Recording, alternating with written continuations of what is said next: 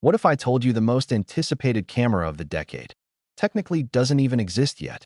For years, Nikon shooters have been begging for a true mirrorless successor to the legendary D500, a speed demon built for raw action and wild reach.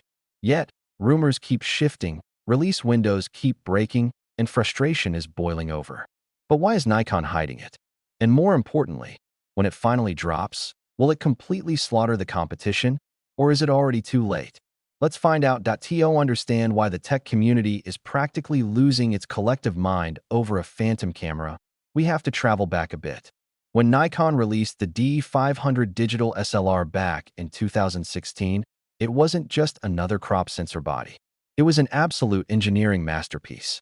It gave wildlife photographers, sports journalists, and hardcore enthusiasts the bulletproof reliability, blazing frame rates, and rugged weather sealing of a professional flagship, all packed into a nimble APS-C package. When the industry rapidly transitioned to mirrorless, a massive vacuum was left behind. Full-frame cameras like the Z9 and Z8 are incredible, yes, but they come with a heavy financial barrier and a physical weight penalty. When you are tracking a bird of prey across an open savanna, every ounce matters, and the native crop factor of an APS-C sensor acts as an invisible teleconverter, pulling distant subjects right into your frame without sacrificing pixel density. Enter the Z90. For years, leaks, patent filings, and supply chain whispers have pointed to this exact model as the spiritual successor to the D500 throne. But as we sit here examining the shifting roadmap, the question isn't just whether Nikon can build it. It's whether they waited too long to pull the trigger. Across multiple independent manufacturing leak sources, one specific architecture keeps surfacing: a brand new 33-megapixel APS-C sensor mated to an advanced hybrid CMOS autofocus system. It's a delicate engineering balancing act. Push the density too high on a crop sensor, and diffraction ruins your sharpness, while low-light performance plummets into a sea of digital noise. Drop it too low, and you lose the flexibility to crop in post-production. 33 megapixels hits the bullseye. It gives wildlife and sports shooters the killer advantage of aggressive cropping without turning burst shooting into a sluggish buffer bottleneck. Speaking of speed, leaks indicate a blazing 15 frames per second in mechanical burst mode. Think about that for a second. That is territory usually reserved for professional rigs costing 2 to 3 times as much.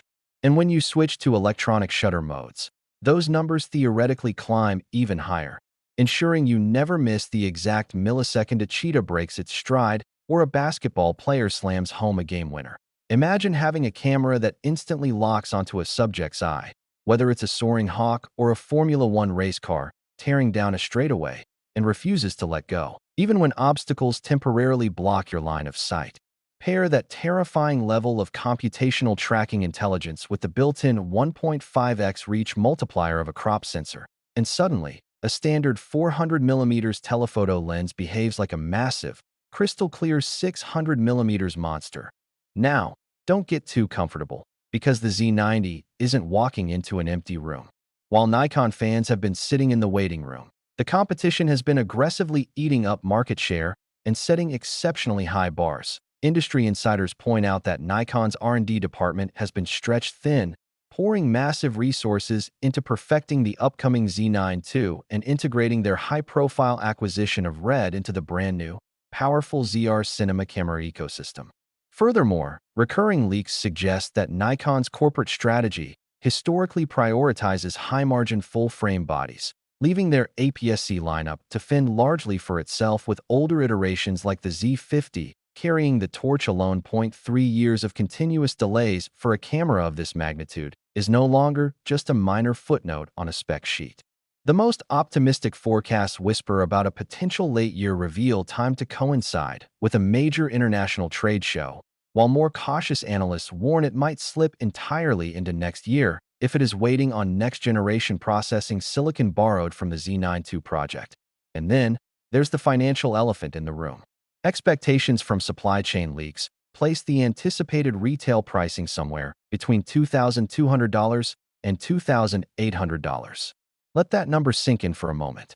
That is a solid, unadulterated flagship price for an APS-C crop sensor body that technically, on paper, does not even officially exist yet.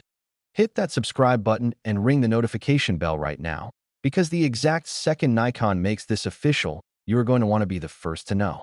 Thanks for watching, stay creative, and stay sharp.